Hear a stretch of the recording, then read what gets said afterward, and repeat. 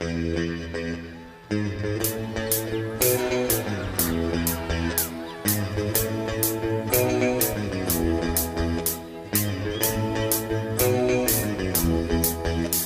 tí ngồi cái khôi trầu cô tôi bị cái bị trầu